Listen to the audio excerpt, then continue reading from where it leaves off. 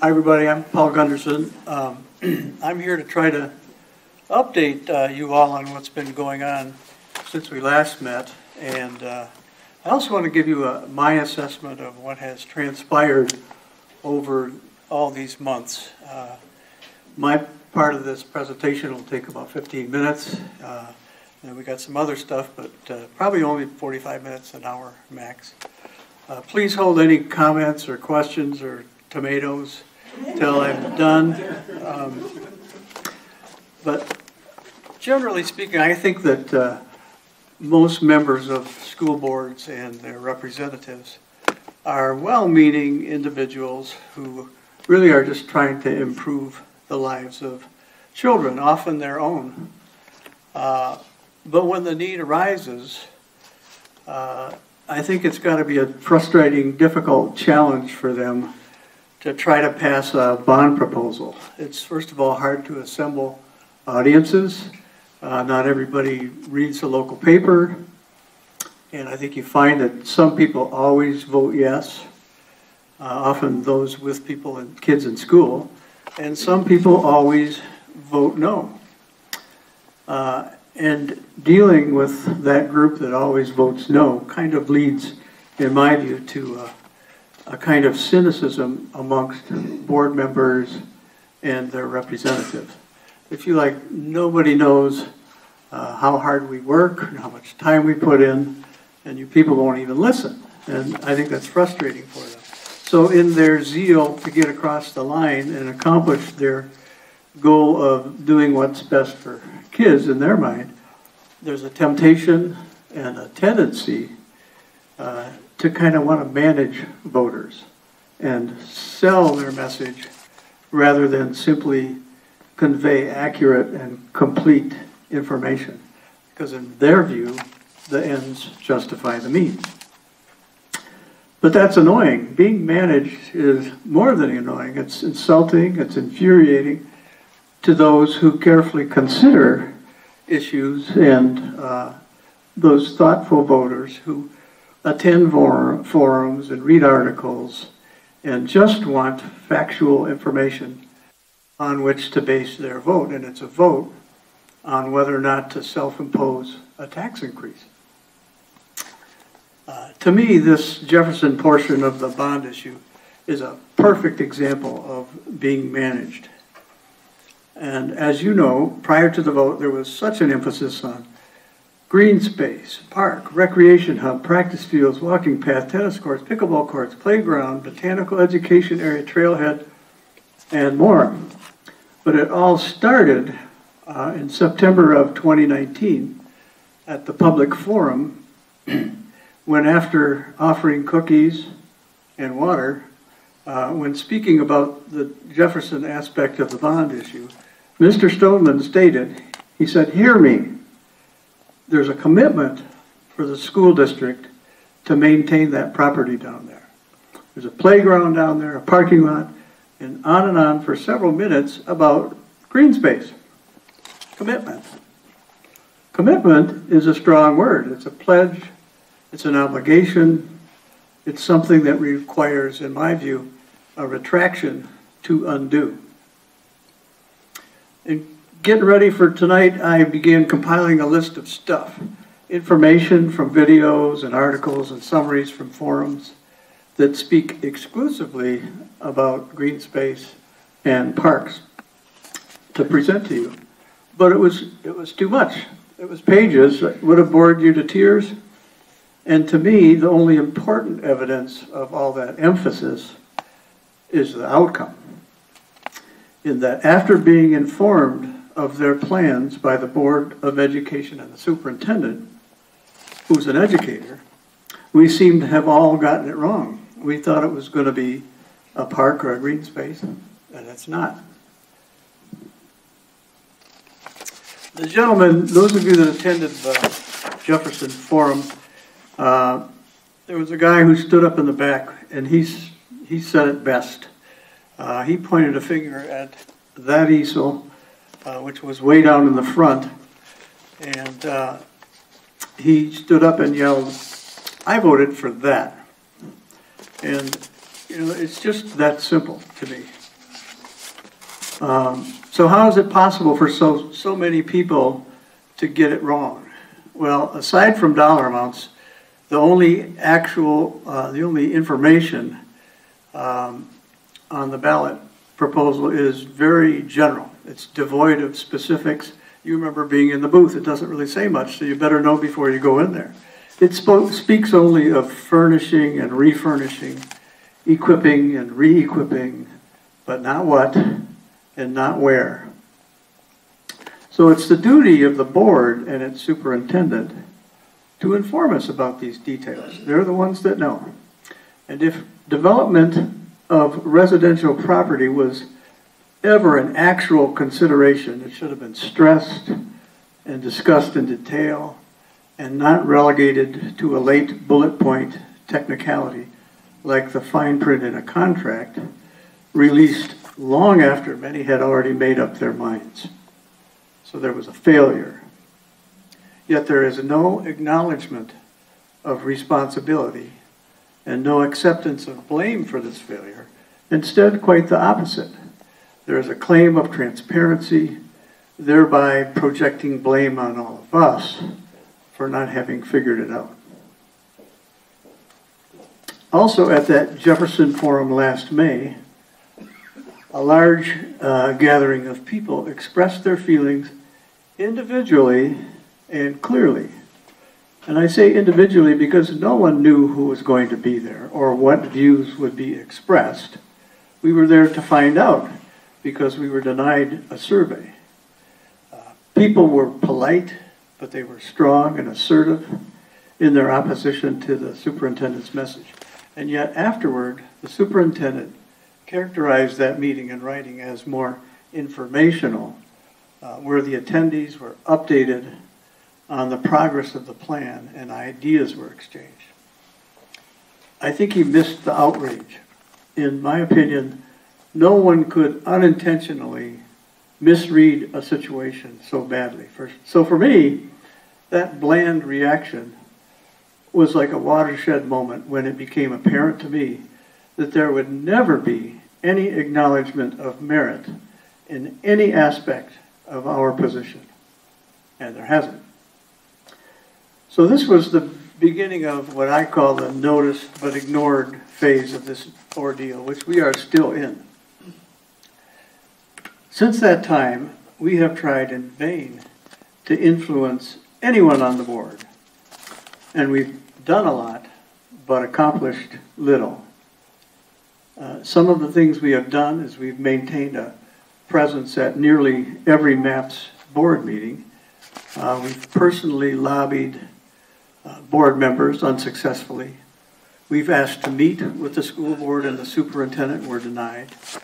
Written editorials, many not printed, placed ads in the paper, produced and posted videos on YouTube, circulated a petition of support, which now has about 375 signatures. Is that right?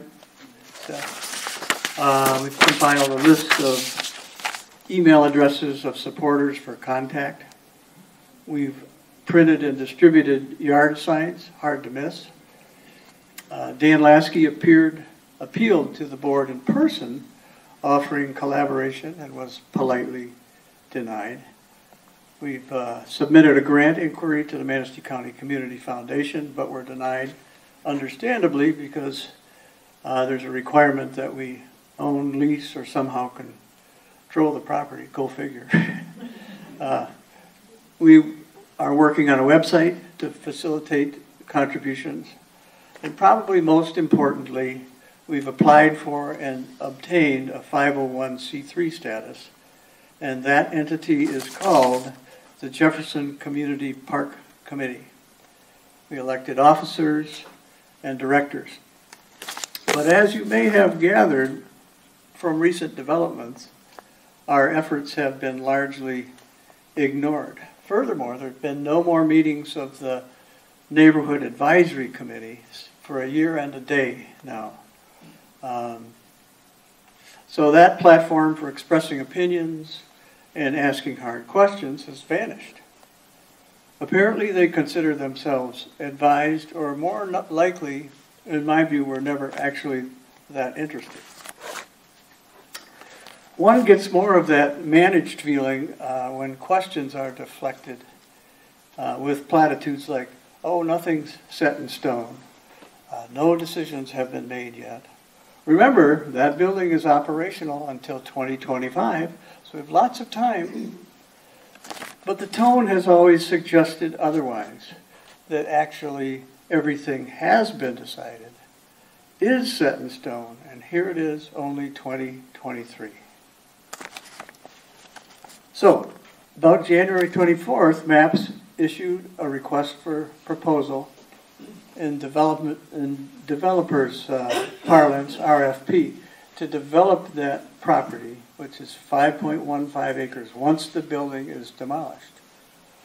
That last phrase indicates to me that probably general funds will be used for that demolition, since they would not be allowed to sell the footprint of that building for 25 years, which is the life of the loan, if bond funds had been used for that. And if this assumption is correct, this breaks yet another commitment, where it said the bond funds were to remain allocated to the demolition of the Jefferson building and restoration to green space. And that was in April, 3 weeks before the actual vote. There are a lot of other provisions and details in that RFP, but basically submissions of proposals have to be accompanied by $10,000, and the minimum bid is $400,000. So my sense is that since this vote was unanimous, the party line justification for this decision will be, well, those green space people, they can have their park. All they have to do is submit a proposal and have it selected. And cynical as that is, it's a semi-valid point. I mean, we could submit a proposal. However, I have a strong sense that we are not held in high regard by the board, and the chance of our proposal being selected is probably less than slim. Plus, to me, if $400,000 is unrealistic for a school system with a $30 million windfall and lots of valuable property that it could sell, $400,000 is even more unrealistic for a group of citizens. In addition, the conditions for selection delineated in that RFP practically exclude us, such as previous experience with other successful developments and a plan that is consistent with the city's master plan, a city that we know currently has no desire for more parks to maintain. We wanted a park. The fact that the RFP was issued 2 years earlier than we were told a decision would be made means that, in my view, we're out of time. It's time to quit doing what we've been doing. It's time to quit appealing to this board. I think we've made our case.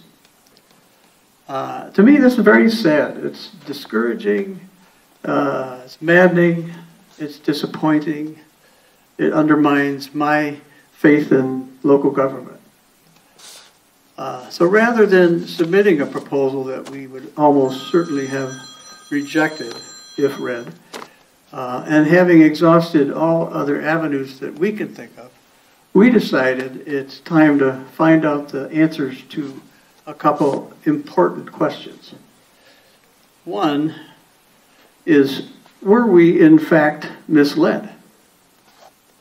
If it turns out that no reasonable person should have been misled by what has transpired, and we were just naive and careless, then we're done. We pull up our yard signs, we get on with our lives, somewhat wiser. If we were misled, the second question is that legal? Is it okay for a district to emphasize that which they have no intention of carrying out? Is it okay to ignore commitments? These are questions we need to have answers. So to accomplish this, at this juncture, we decided to retain an attorney who recommended that an injunction be filed to prohibit the Jefferson development portion of the project from proceeding. We felt this needed to be filed promptly before any involvement with prospective developers commenced, since we desire to deal with only a single party in this matter. So this is our last hope, and is an effort that will not come cheaply. No one can guarantee its success. Attorneys' fees are expensive. But we feel this is worth pursuing at this point, and that we have, as I said, exhausted all other realistic approaches. So we hope you agree. Many of you have asked in the past how you can help, and so if you're like me and you think this is an issue that is important for this community, especially its children, this is your chance to help. You all have helped to raise awareness and build consensus and to try to influence the board. But now this effort needs donations. Without them, the financial burden of this whole enterprise will be shared by a very few people. And since we are a 501c3 corporation, your contributions would be not only very much appreciated, but also would be tax deductible. So that's all I got. I think that's pretty much summarizes what has been done and what we are entering into. There are several other people who are going to say a few words. I think, Dan, are you next? Okay. Very good.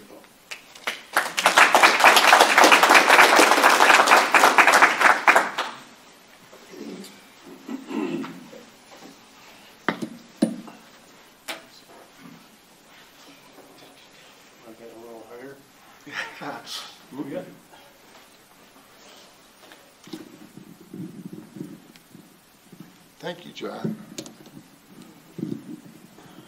How's that? Perfect. Thanks, everybody, for coming. Hopefully I'm not too long on this. What I want to do is show you that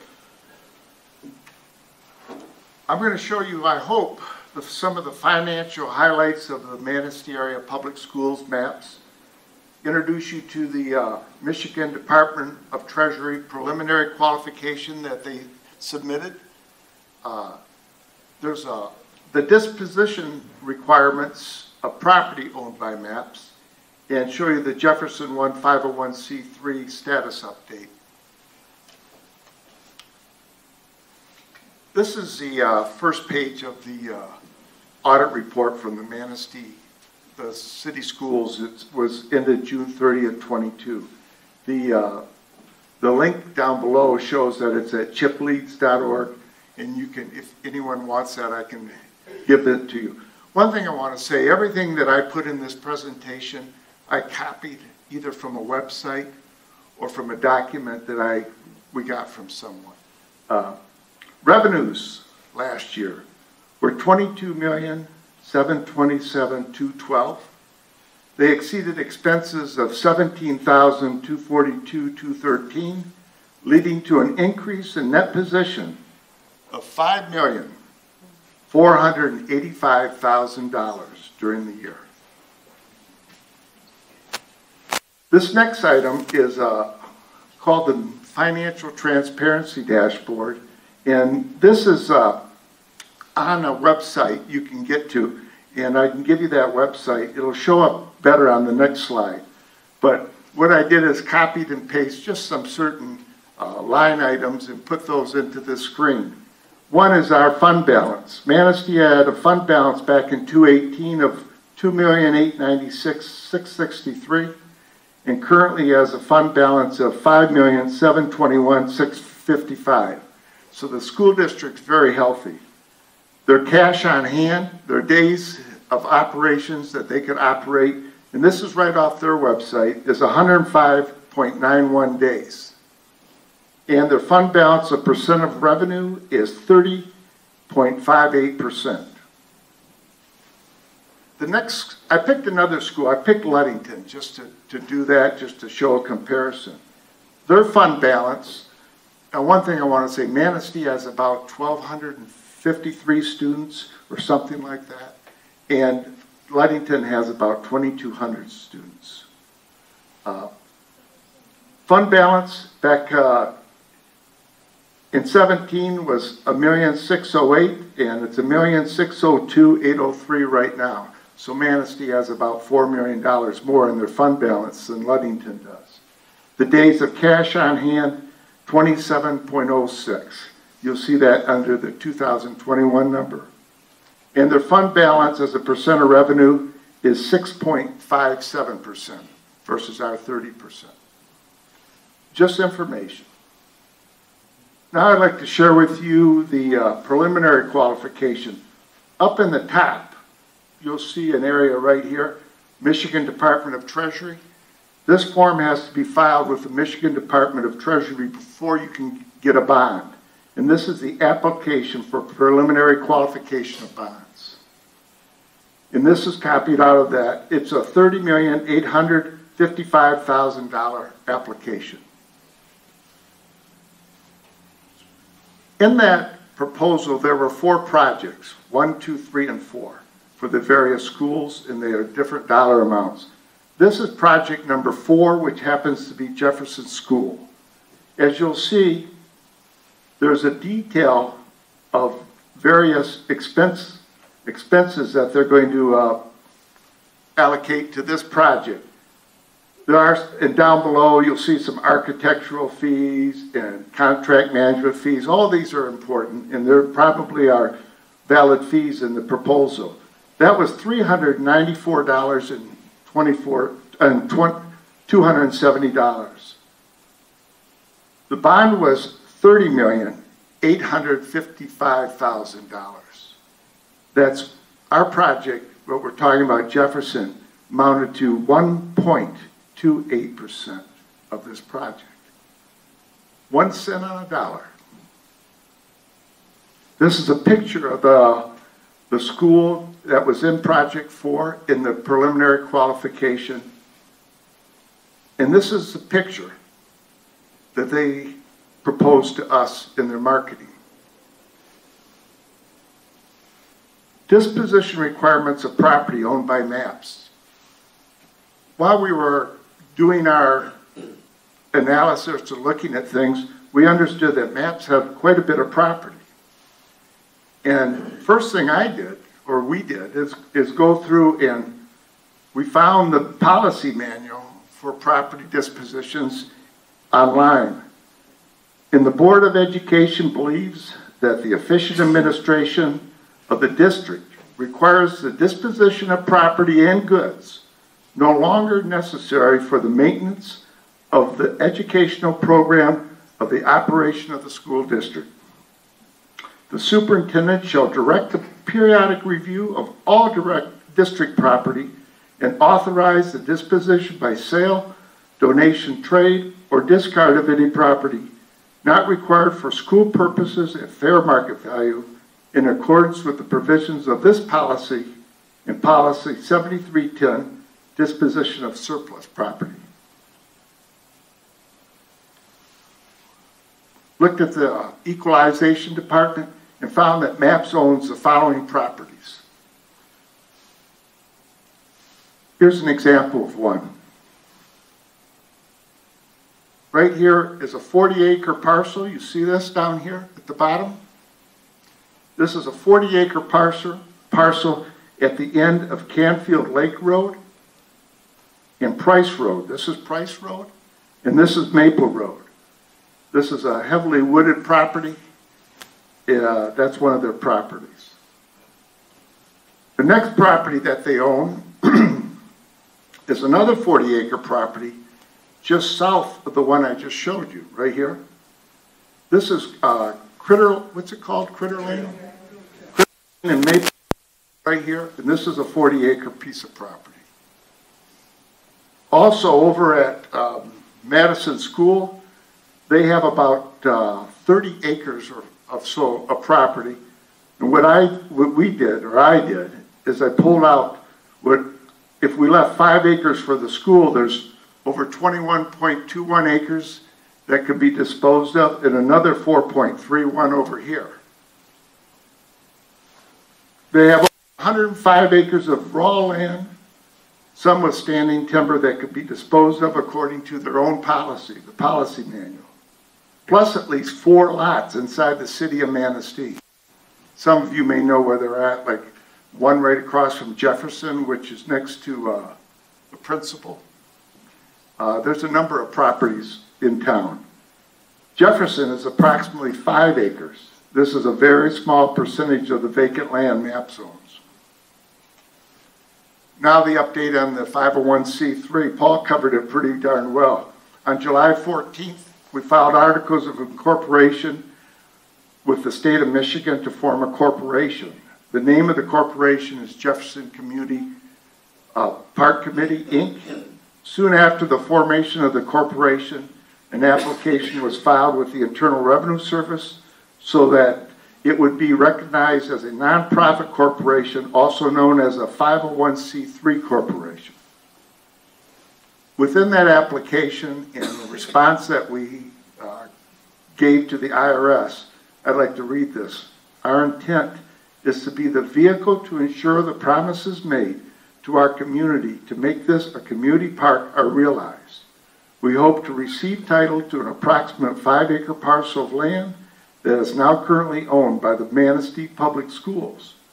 We'll be investing resources into the property to make it a shared community green space park. Our concept for the park includes the attached drawing by the architecture engineering firm Tower Pinkster. Our hope is that it will include recreation on athletic fields, practice football and soccer field, pickleball and tennis courts, park and playground area, and walking and leisure areas. We'll be raising funds for the acquisition costs, hard costs of development, and ongoing maintenance in perpetuity. Our goal is to bind people together over their shared love of the outdoors and their desire to see beauty in their neighborhoods. This is the park we sort of envision. This is the letter we received really about 6 weeks after we filed with the IRS. It was quite amazing. On 8/25/22, the IRS sent us this letter. We're pleased to tell you we determined you're exempt from federal income tax under Internal Revenue Code IRC Section 501c3. Donors can deduct contributions they make to your IRC Section 170, under 170.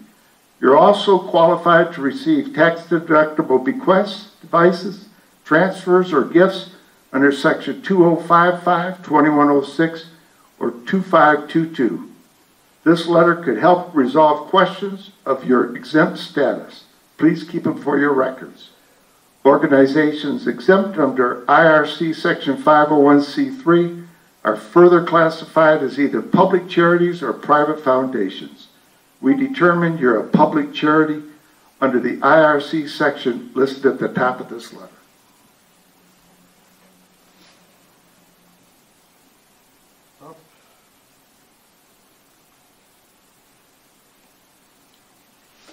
And I think that's about all I have to say. Thank you.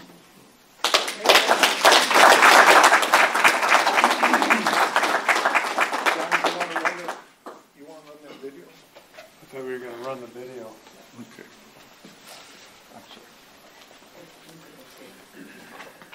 Well, as Dan gets this ready, what happened was that his daughter discovered, after viewing some of the meetings that the school system has in their website, that they made some statements that really explained why we thought there'd be green space. And so we're trying to figure out, well, how can we explain this to people? It's so complicated, and obviously they took advantage of the complication. So I made a video, several videos after really getting into all that, and the video really doesn't even address their website, which they, before the vote, did not include housing. June, after the measure was passed, housing appeared on the same. So Let's watch the video. Thank you very much. You can even show them that later if you'd like. It's on one of the videos that's on our YouTube channel. Going through just after, gosh, what are we, 25 days out? The last, Yeah. so far, I've gotten, again, I've gotten very positive vibes overall on the bond. But, again, it's really hard to say when it goes out and, you're talking about this is county-wide. But I think city council, I don't know that there's been anyone that has any objection at all to the bond and how it's being proposed. But again, it is a cost to, and I know there is a small percentage of our population that says no to anything that increases taxes without even looking at it, or looking at the impact. And you can see that. Could you repeat your summary of what happened at Matt's meeting? Yes, we reviewed, the board met and reviewed our last meeting or our board meeting. Or your last meeting? Yes, this last, Need to be like super, super clear about what we learned. yeah, so. Because I know it's like taken a lot in, and we just learned it ourselves. So I'm gonna be super blunt about this. We can't use that space. We can't sell that space off for housing, and we can't because the school cannot do that because this is all wrapped up in our bond right now. So we can't use our funds from the if the bond passes, we cannot use those funds from the bond to tear that building down. So we're planning on using basically general funds because we want that building to come down. But then we cannot then turn around and sell that property. The district cannot turn around and sell that property and like basically make a profit from something that we received bond funds for. Is that? Yeah, technically until the bonds are paid off. Okay, so. There's a 25-year term on that. Okay. So we're at a kind of a position, the board has to make a decision. Bond funds, green space, and that's what it is. And or general fund. It's made that decision for us, which is, depends on how you look at it, because that's great news for people who wanted that green space there. So that's it's kind of made that decision for us, which is good, I guess, in a way, right? Well, believe me, Sally, I'm trying to suggest that there are some options. They have been.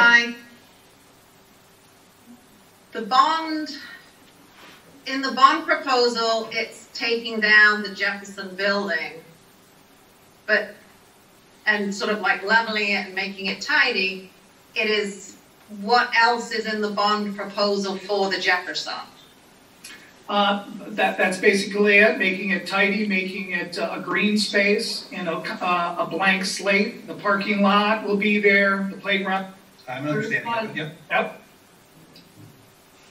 So, I've asked, I think Sean and or Patrick from Spicer are on here. All I've asked them to share tonight is a general outline of the property that they surveyed. We talked about maybe developing some hypotheticals, but at this point, I don't think that's rational until the board makes some sort of decision or movement. I just think that kind of conversation or going into that rabbit hole isn't productive, or it's not time. We shouldn't do that until the board makes a decision. I think that's just fair to their process and fair to us as a committee. How do you feel about that? As a committee, any sound off on that? Yeah, I appreciate that. So, I just want to make sure that we can get the information out to the board about the work that we've done so far. Yeah. Yep, I will. And I made. I may sound a little pushy on this, but, you know, I don't think it hurts for the board to be informed about that plan, even if it's not been formally voted on, or, you know, just as a, you know, one idea. Yeah, but yeah, I'm trying to be careful because I don't want to present a housing idea either. Right. You know what I mean? So do I? You just saw what happened at the last meeting. Idea either. Now let's return to the April 15th, 2021 closed session meeting. Dr. Gunderson asks some important questions about Jefferson Parkland.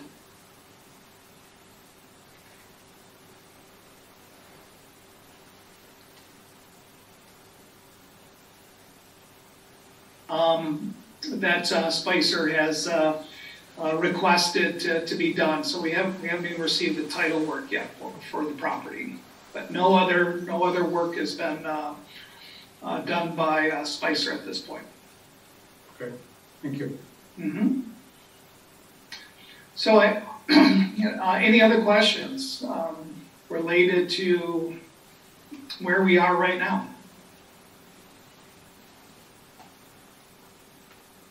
Could you repeat your summary of what happened at MAP's meeting?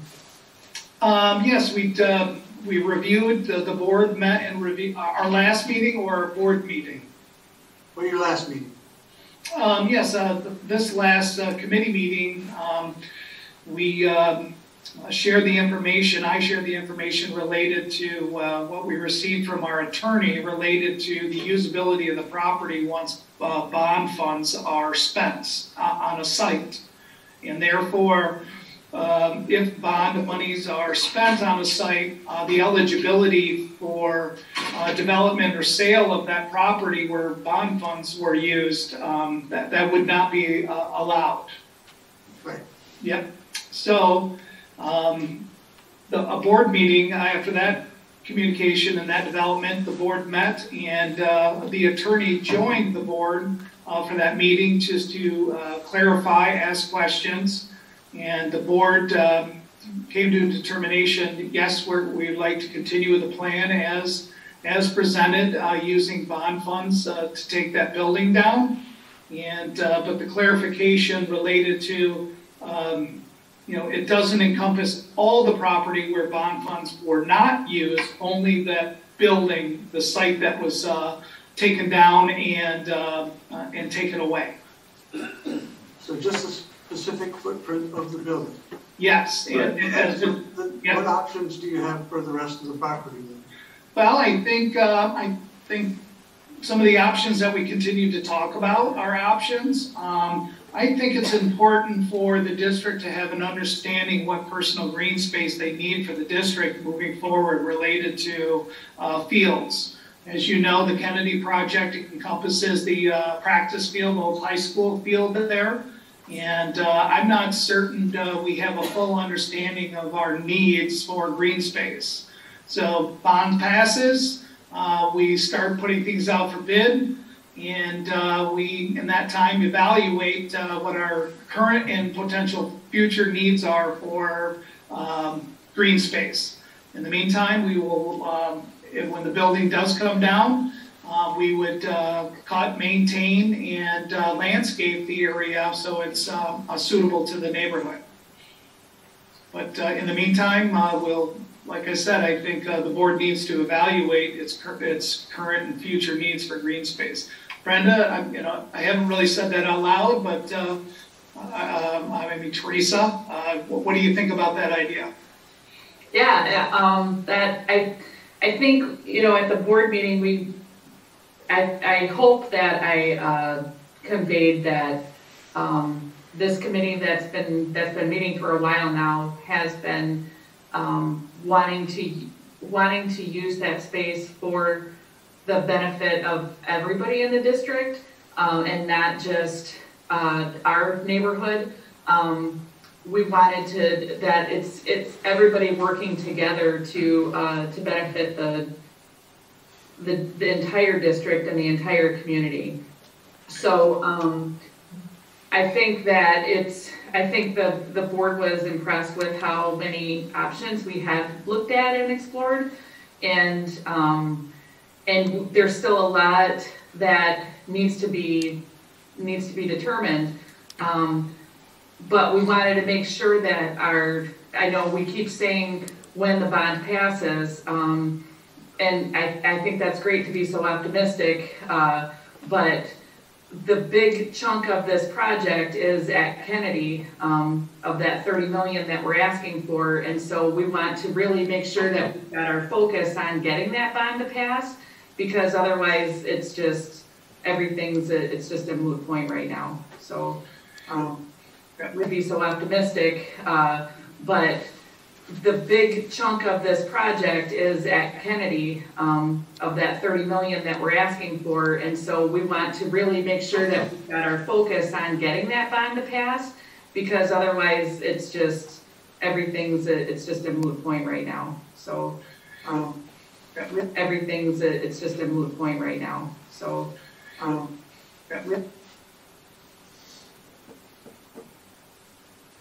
That's it.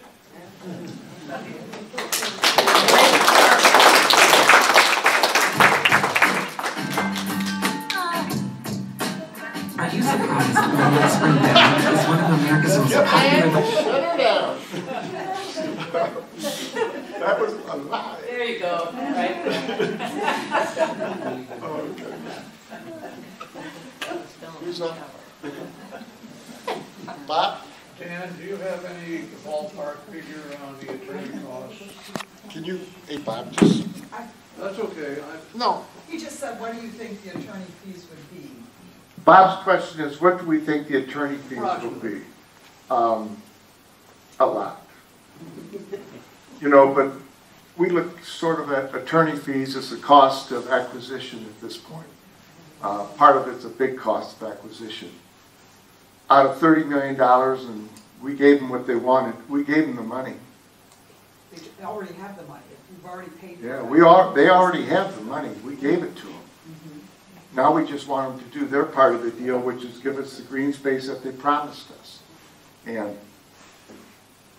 everybody's been working hard on trying to do it the right way, trying to do it the nice way. It depends Yes. a lot on how far it goes. Obviously, if they don't grant the injunction, it's not going to be very much because we're done right away. Yeah. If they do, and it goes to something contested, then the attorney's fees are a certain amount per hour, 300 to 700 maybe, depending on whether or not they're in court. I think it's higher in court and less if other people are helping work on things. So it's hard to say, but it's going to be a lot. Kay, you have anything to add to that? No, just that we are filing for a temporary injunction that halts things. Then there would be a hearing, if it were of course it would be contested by MAPS, and then asking for a permanent injunction. So it just will go along, maybe getting bigger, maybe stopping. We just don't know. Sue? Can there be some public information, not just in our own neighborhood, I mean covering it on one of our networks? Well, is that possible? And really make this known in northern Michigan what is happening in our community. John, you could speak to that. We've talked to TV 9 and 10 actually came over to John's house and did an interview with John and myself, and then it sort of died. We're not getting any coverage in our local newspaper. Well, that evening, that same evening was an interview on TV of someone who was on the planning commission, or somebody in Manistee other than us, talking about the change in the zoning that was proposed to allow duplexes. So our interview was just pushed aside, as far as we know. I mean, I'm looking at like a good investigational report. That, I wish we had one. You know, question everything. You gotta ask questions, right?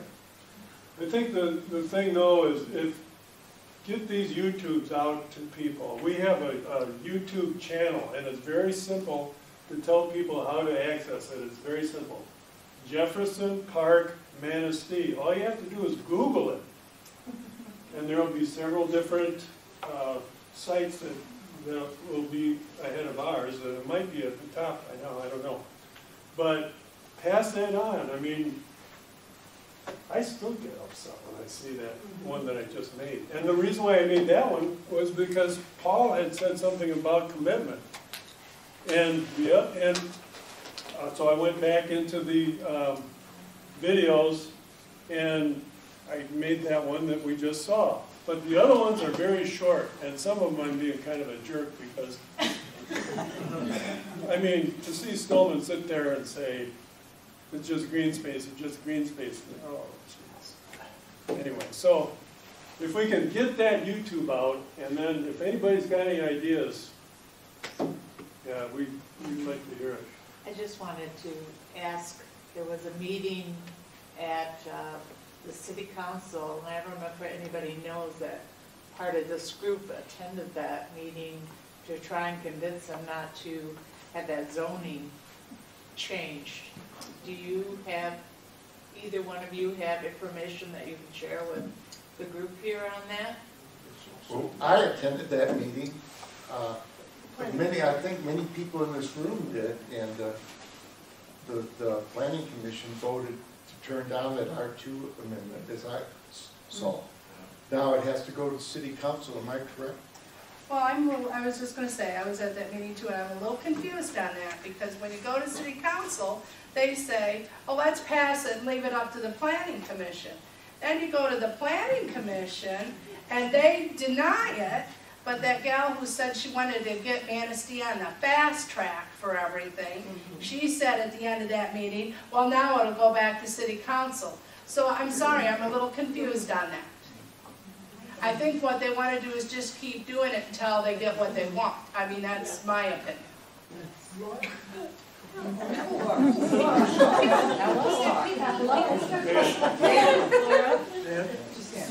Laura Easter's going to say something now. Well, I'm sorry, Laura. In response to I'm just standing up here. I can't. No, please don't be offended. Can't hear you. The day after that planning commission. Can't hear you. Oh, the day after that planning commission meeting last week, I called the mayor and I said, Mayor, the planning commission voted against this zoning change. Does this have to go back to city council? And she said, why would it have to come back to city council? There have been no changes. And she assured me, and I hope Seth can speak to this as a city council member, that the city council will not be reviewing the that particular proposal. Well, that's great, but that is what that gal wanted to fast track. At the very end, after it was denied, she's like, well, now we can take it back to city council. Then I was just totally confused. I'm like, which way is it? She made it sound like the planning commission denying it was a recommendation to the city council.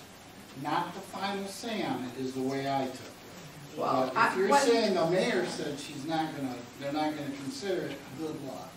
Well, one thing I will say is we all still need to be going to these meetings because I'm just going to be blunt, because that's the only way I know how to be. They were hoping to sneak that by all of us, and then we were going to be like, how did that happen? So we just have to be on our toes and be with it, and you know, though I know those meetings are boring, but we've just got to keep going and being involved. That's all there is to it. They said they tabled it, and it would not come back up without another public hearing.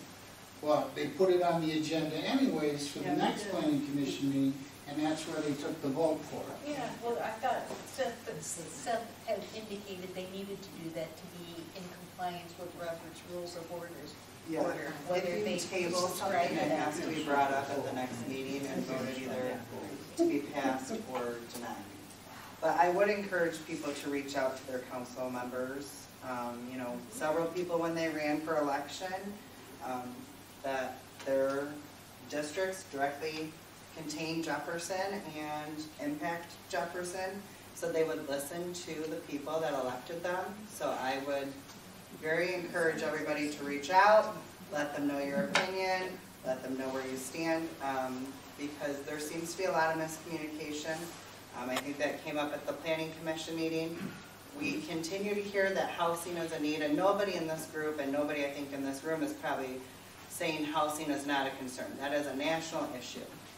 But we're not keeping up on the data that we get. The data that we're getting is 2019 based on a study that I had sat in a city council meeting at, and I asked for more information, and the statistics were based off of if we build it, they will come. Well, the question was, who is they? Because we don't know. Are these people, are there jobs that we're saying there's a demand for a workforce? They couldn't answer that.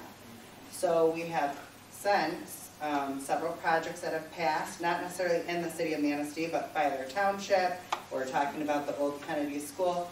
All of those things make sense when we're talking about housing, because when you look at housing developments, there is a point system that takes into fact how close are you to healthcare facilities, how close are you to a grocery store. Jefferson has those point systems working against them, and plus that wasn't what was pitched to us as voters. But the statistics haven't changed. At the last Planning Commission, we were still given the 2019 study that didn't account for the housing that would be added to the community based off of those developments. So we don't even know if we need that housing at this point in time. So I think those are things to question.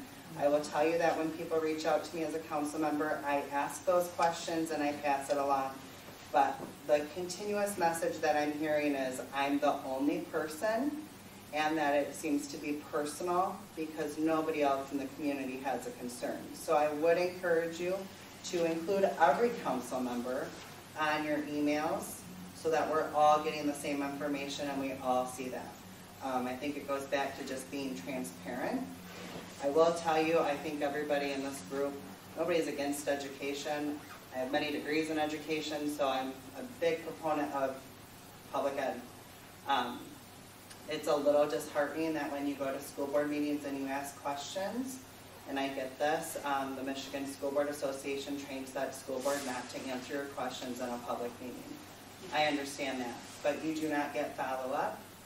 Nobody comes back to you and says, thank you for your time, thank you for expressing your concern.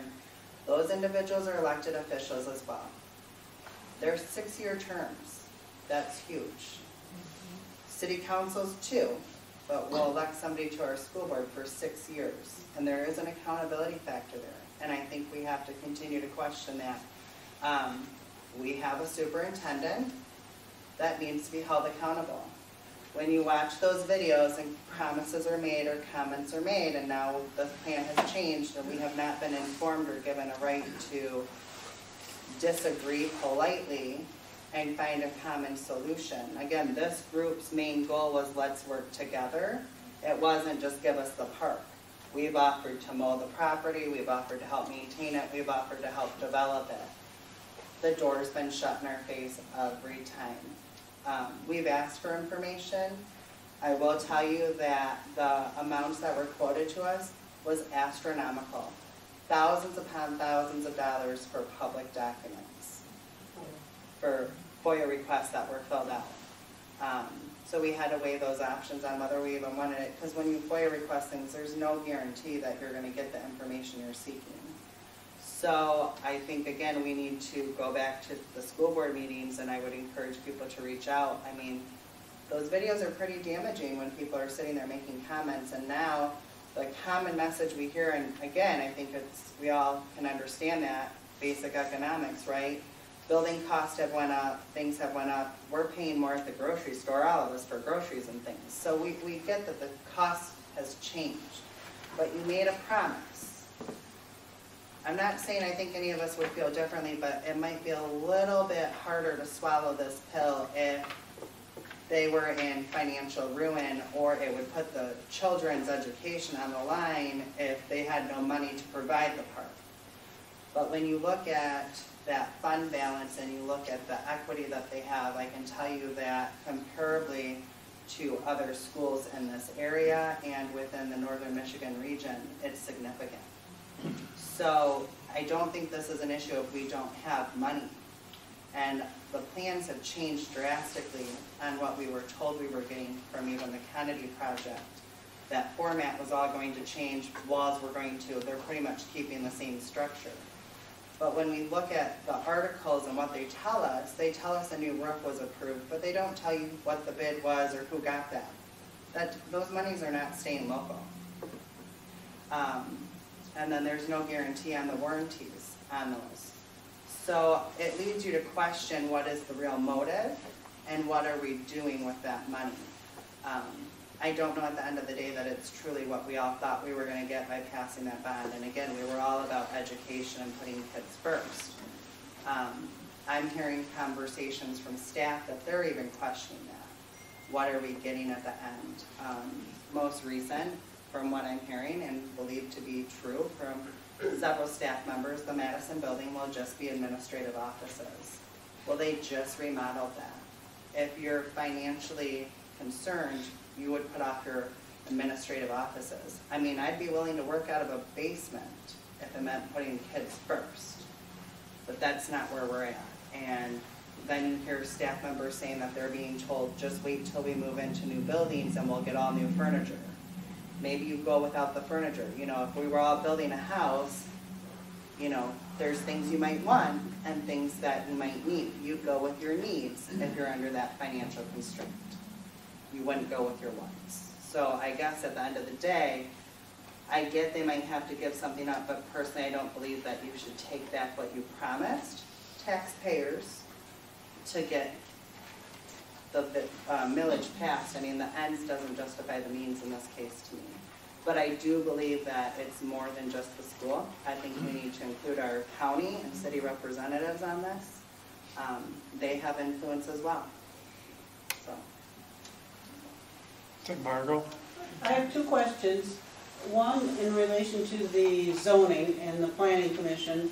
Can you explain how this ties into a developer buying that? Why were we concerned with the zoning, the possible amendment to zoning to R2 in relation to that? The second question is, can you lay out a hypothetical future that MAPS has right now in developing this developers? I mean, they have, do they have a date where they can come and look at things? Do they have a date they have to have their bids in? And what kind of urgency are we under? Those are excellent questions. First one, the proposed zoning change just happened to include the Jefferson area, the Jefferson Parkland property. Yeah. John, the idea of opposing the change in zoning, it affected basically the whole community because most of the community is R1 and R2, other than some industrial districts and business districts and things like that. The intent of going to the Planning Commission was a fallback situation so that if we lose and the property is sold, they cannot automatically go in and put duplexes or multiple family housing on that site. They would have to stick to the R1, which is single family residential, or they would have to submit a plan for any changes. Bingo. That's the second question. The second question is, what does it say in the RFP? What is that? What are the dates? What are we working against? I think it's May 1st. For what? And one of the provisions in the RFP is that any zoning changes that they have to get must be in place 90 days from the time that their proposal is accepted, which technically means, I think, now I'm not a lawyer, but when I read this, it says to me, you can do whatever you want as long as you can get it rezoned.